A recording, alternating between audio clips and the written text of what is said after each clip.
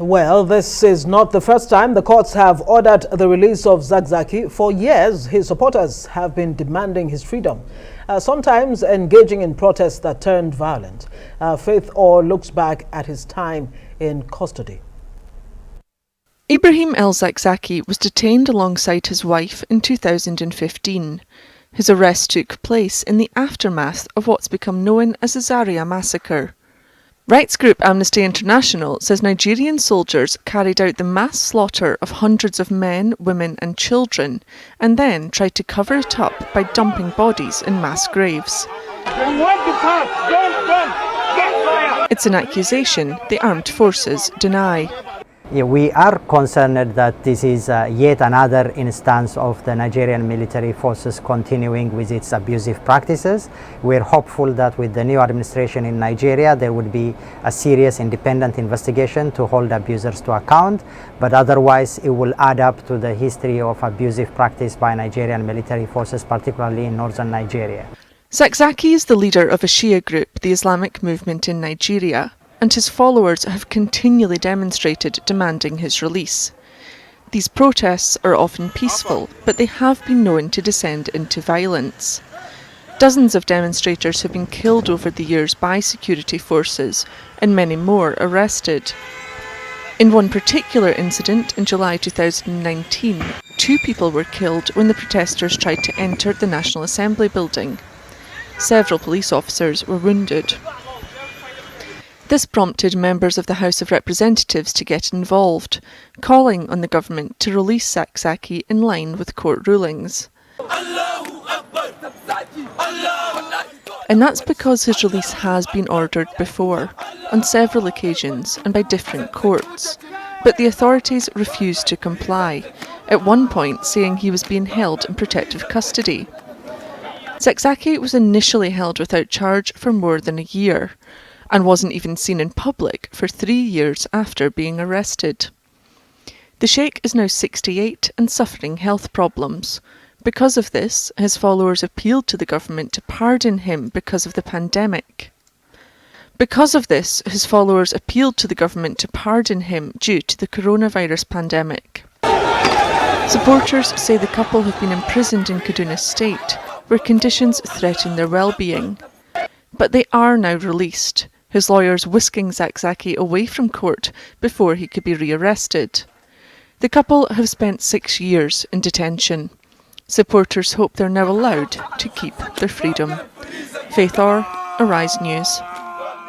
Well, let's bring in Abdullahi Musa, a member of the Islamic movement in Nigeria. Thank you so much for joining us. Just like I asked our correspondent there, well, 6 years after Sheikh Zakzaky gets freedom, do you feel that he's gotten justice? 6 years in incarceration. What does his freedom now mean for you? Yeah, it's a great victory, again, yet another victory for perseverance in the face of extreme persecution. So it's, we really appreciate what the judicial system did. Initially, you know, in Abuja here, the judiciary has freed him unconditionally, but the government refused, and they keep him saying the Sheikh has committed no offense. Later on, they now move him to Kaduna and charge him with this. And at the same time, the same judiciary free him. So it's a great achievement on the side of us. All right. And you know, we spent almost 6 years protesting.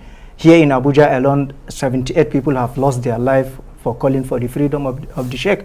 So it's a great achievement. Well, if I quote you, what you said, Ibrahim Musa, you said, this judgment has vindicated el-Zakzaky and the IMN members. You want to speak more on that, your statement? Yes. Go on. I think it's a very, we really appreciate it, and we are happy for seeing our leader free today. And on the other side, a lot of people have lost their life.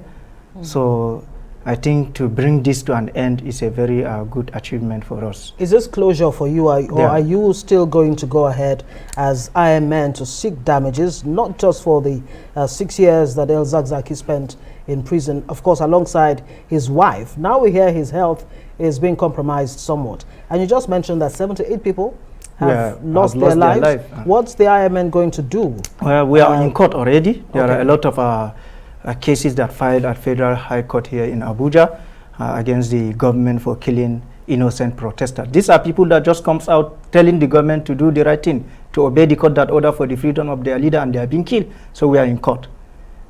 And for the Zaria massacre also, the case is before the international ICC.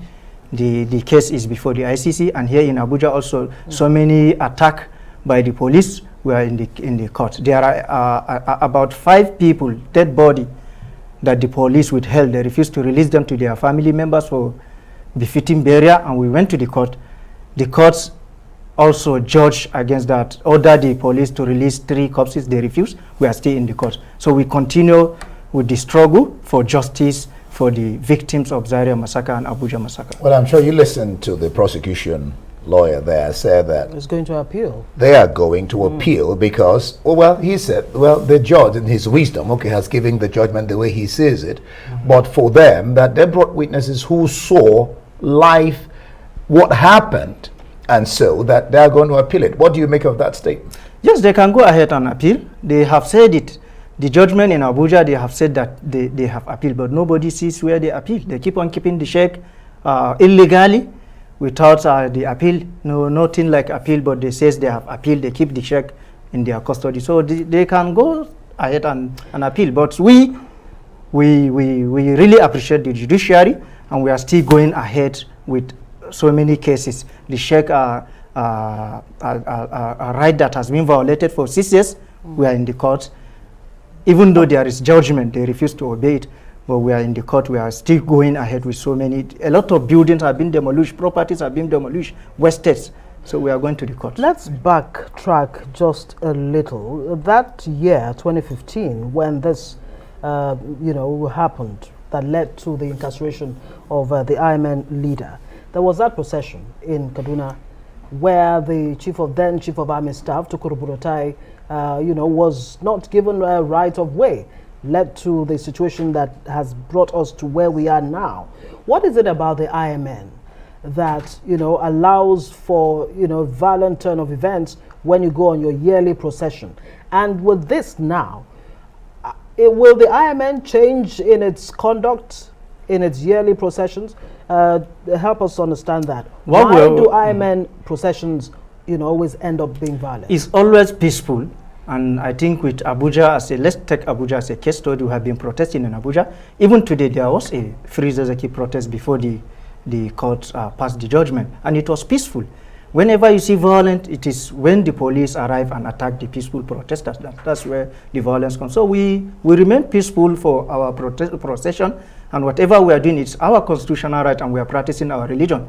All right. We did it peacefully. Even the Zaria massacre, the word that need the genesis is just a pre-planned operation by the army, because you can see army. Yes, how? It was planned already, because they knows we are there, and they came. They started shooting. The accusation by the army was that you people blocked their road, yes, and they were warning people to get out of the road. But that's, by the way, just answer this question in 30 seconds. The court. This is not the first time the court gave a judgment in your favor, but DSS still held him. Have they released him now? Have they let him go? Or is he still within the custody of the DSS? Do you know? No, he's not within the custody. Okay, they let him go. They let him go. So the lawyers took him like yes, I think I heard someone say. All right, good. All right, thank you very much. That will be it. We'll leave it there. Abdullahi Musa. You're welcome. Thank you for much. being in the studio with us.